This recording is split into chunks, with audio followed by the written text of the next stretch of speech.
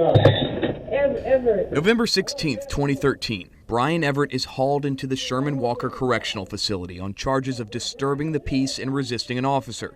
Within the first 30 minutes, it's clear Everett isn't ready to cooperate, spouting curse words, banging his fist on a table, even laying on the ground at one point.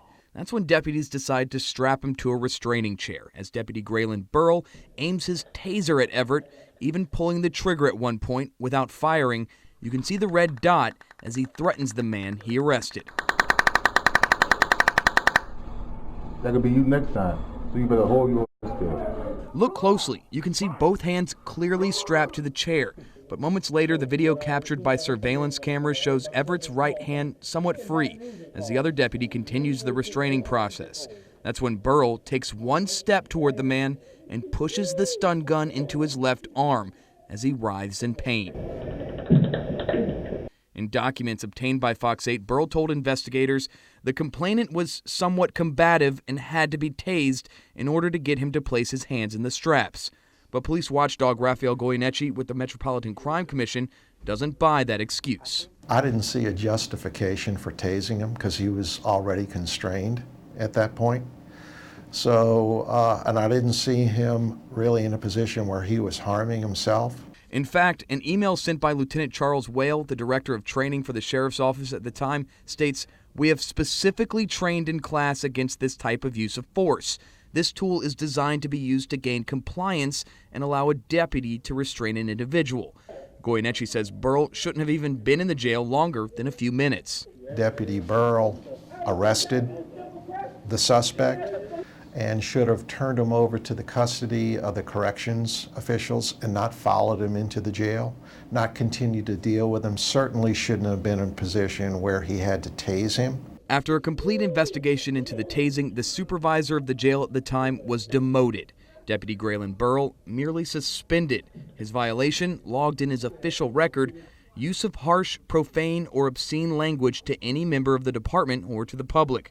His suspension would last only 12 hours, 2 days before Christmas. In an interview recorded earlier this summer, Sheriff Mike Treg didn't see a problem with the punishment. The action did take place, and I took appropriate action. But it turns out this wasn't the first time Burrell faced disciplinary action in St. John. Just about a year and a half before the tasing, Sheriff Mike Treg offered Burrell a position on the force. But it wasn't his first stint with the sheriff's office. Fox 8 obtained Burrell's personnel file and uncovered a history of questionable behavior. Hired in 2002 under the previous administration of former Sheriff Wayne Jones, Burrell was suspended in 2007 for failing to ensure an accident report was turned in correctly in a timely manner. It went on to say he has been spoken to about this several times in the past. Then in 2010, he was placed on indefinite leave after the sheriff's office started an internal theft investigation on Burrell. According to documents obtained by Fox 8, Burrell and another deputy arrested 2 men during a traffic stop earlier that month, taking both into custody. The suspect told investigators he was frisked by Burrell, who removed his wallet to check his ID. But multiple documents showed the suspect never got his wallet back. He was questioned about that, and shortly after he was questioned, the wallet appeared on the lawn of the arrested subject, and the investigation continued, and he was ultimately fired by Sheriff Jones at the time for his involvement. Documents show Burrell faced not one, but 2 polygraph tests. In both cases, 2 separate experts determined Burrell was, quote, being untruthful to the questions asked. And when he was told he showed deception, he offered no reason as to why he failed. Normally, when you see someone from law enforcement terminated for an offense like that, that pretty much ends their law enforcement career. So it is somewhat surprising that he was rehired by Sheriff Treg. But Sheriff Treg doesn't understand why Goyeneche would be surprised by the hire. He was working here for the previous administration. I didn't have any reason not to give the man a job. And then when I became sheriff, I hired him back under my administration. But he was fired by the previous administration. I don't have anything to show that he was fired. Is there any way that Treg wouldn't know that he was fired by the previous administration? Is it possible that he wouldn't know? Yes, it is possible, but only if it can be explained that he didn't ask about it. A deeper look into Burrell's records showed the application he used to reapply to the sheriff's office under Tregg's administration never mentions the theft investigation, and the references section, empty.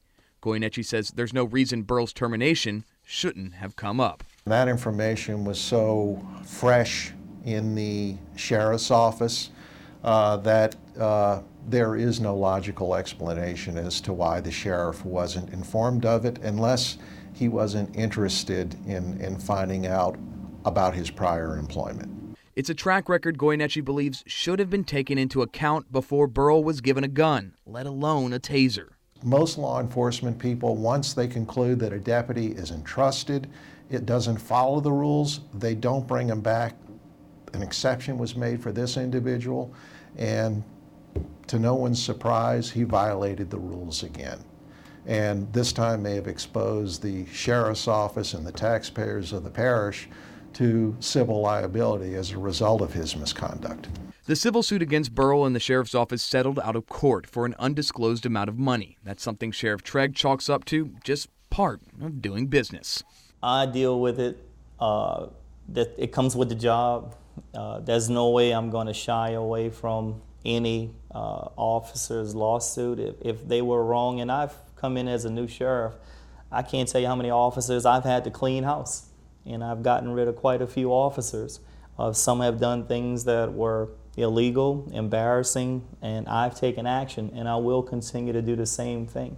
But some think the sheriff's house just isn't clean enough. My definition of a bad apple may be different than Sheriff Tregg's definition of a bad apple. Because this is a case that it appears that this bad apple shouldn't have been in a position to be rehired, shouldn't have been in that jail. And now that this bad apple has been shown to be a bad apple on 2 occasions, then the sheriff needs to explain why he's still employed by the sheriff's office. Rob Krieger, Fox 8 News.